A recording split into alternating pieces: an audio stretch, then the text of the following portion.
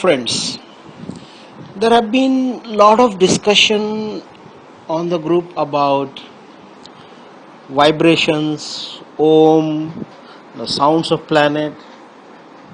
Yes, it is true that every planet has its own sound. Sun has its own sound, Saturn has its own sound, Jupiter has its own sound. Not just the planets, everything in this cosmos has its own sound. Like trees as a group of family has its own sound, and each of the tree within the group has its own unique sound.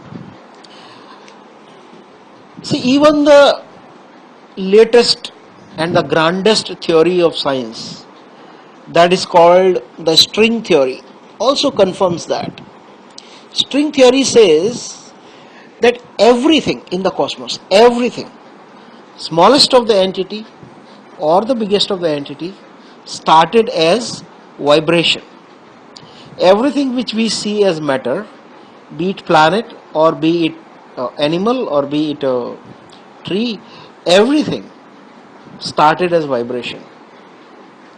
So everything has a sound. Now the question is the sound of sun or is the sound of Jupiter the Om? Well, before I explain that, I would like to narrate a small story which will make the things clear. So, there is this train running on the tracks and there are three people sitting in the compartment. One of them is a Pandit, a Hindu Pandit. So, train is running and he says, "Oh wow, listen to the sound. What is the train saying? The train is running on the track, and what is the sound? Ramsiya Dashrath, Ramsiya Dashrath, Ramsiya Dashrath."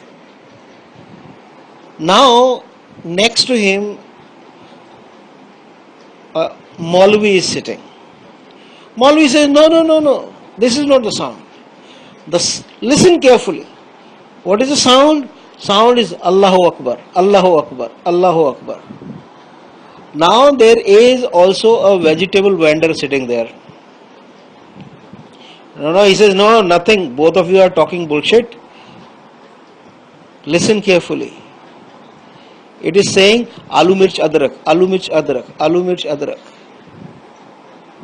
So can you see, there is a sound and it is interpreted by different people in a different way. Sound is the same. So, yes, there is a central sound of the cosmos. But the sound is not Om. The sound cannot be said what it is. Nobody can copy it. The closest syllable to that is Om. And this sound is, see, in different yugas, this sound attains a different kind of quality. So right now we are moving from Kali Yuga to Dwapar Yuga. So right now this sound appears like a buzz of the honeybee. When the yugas will change, the sound will change. Maybe in a higher yuga, the sound will be like the sound of flute. In some other yuga, it will be the sound of, the flowing river. But one thing is certain about this sound, that it is not created out of anything striking against anything. See, in our life, all the sounds are created when one thing strikes another. Like if the two hands come together, there is a clap. So every sound in the universe is created like that. But this is the sound which is not created out of any strike. This sound is just there and it is never ending. It is consistent. Now, every entity which is connected with the cosmos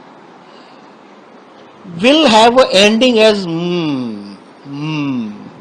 That's why if you see all the bees mantras, they end in ma, mm, because this is a sound which is in harmony with the cosmos, harmony with the Om. So all the planets have a different sound, but it will appear like the end of that sound. If you try to kind of categorize that sound, it will appear like mm, mm, mm. That is the sound of the end part of the Om. If you look at even the words in the Sanskrit, all the words, most of the words in Sanskrit, they end in ma, like graham, gratam.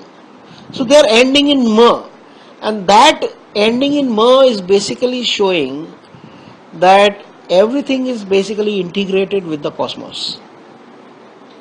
So any sound which the end part is similar to the Om is basically integrated with the cosmos. But that doesn't mean that sound is Om. So the sound of the sun is not Om.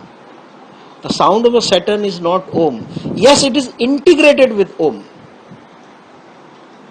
but it is not Om. Now, the point is that suppose if I know that the sound of the cosmos is Om, so what is the practical dimension about it? Why should I bother whether the sound is Om or anything else? So let me clarify what is the role of Om in creative process. So the theory of Big Bang says, and as well as all the metaphysical traditions say one thing in common. Exactly after the Big Bang, there was a sound, and then there was a light, and then there was a creation. So any new creation basically begins with sound. This is exactly in tune with the string theory. All creation begin as vibration of certain frequency. So even within us, see, I keep talking about magnetic creation. What is the origin of magnetic creation? Origin of magnetic creation actually happens with the sound even within us. When we begin to listen to the sound of Om, that is the first creative moment. That is where the creation is beginning. So in Quantology process, we are going to have a very special emphasis on listening to the sound of Om. See, chanting Om is good, but it's not very helpful. The sound got to be created inside you. You are creating the sound with your mouth and with your tongue is not very helpful. Because for how long you will create that sound? For 10 minutes, 15 minutes, 20 minutes?